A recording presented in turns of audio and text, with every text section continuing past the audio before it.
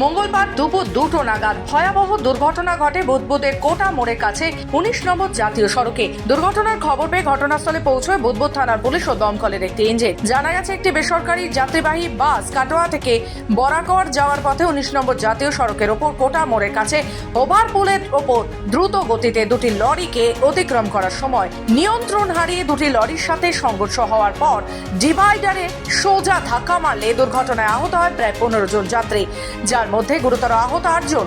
দুর্ঘটনার খবর পেয়ে ঘটনাস্থলে পৌঁছে বুদবুদ থানার পুলিশ ও দমকলের একটি ইঞ্জিন। দুর্ঘটনার পর বাসের ইঞ্জিনে আগুন লেগে যায়।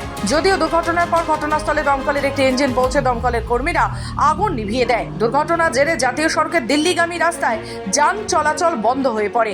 আহত যাত্রীরা জানিয়েছেন, যাত্রীবাহী বাসটি বেপরোয়াভাবে দ্রুত গতিতে পানাগড় যাচ্ছিল। অল্প জায়গা দেখে বাসটি লরিকে অতিক্রম করতে গিয়ে দুর্ঘটনার কবলে পড়ে। একটি লরির তেলের ট্যাঙ্কার ফাটিয়ে অন্য লরির পেছনে ধাক্কা মেরে ডিভাইডারে ধাক্কা মারে।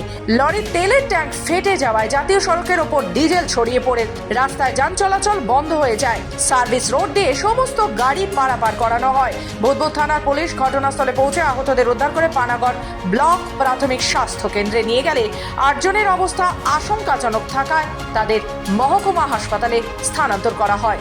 আচ্ছা, কোথায় আসছিলেন এখানে? দুর্গাপুর থেকে দুর্গাপুর। আচ্ছা, তারপরে বাসটা এইটুকু রাস্তা দিয়ে বেরোনো রোড ইম্পসিবল ছিল, তবু এই ট্রাকটাকে কাটাতে গিয়ে প্রথমে পারলো না, এই অল্প জায়গা দিয়ে বেরোতে পারলো না, ওর ট্যাঙ্কিতে মারলো, তারপরে পেছনে ওই ট্রাককে মারে, যখন ড্রাইভার সামলাতে পারলো না সোজা ব্যারিকেডে মারলো।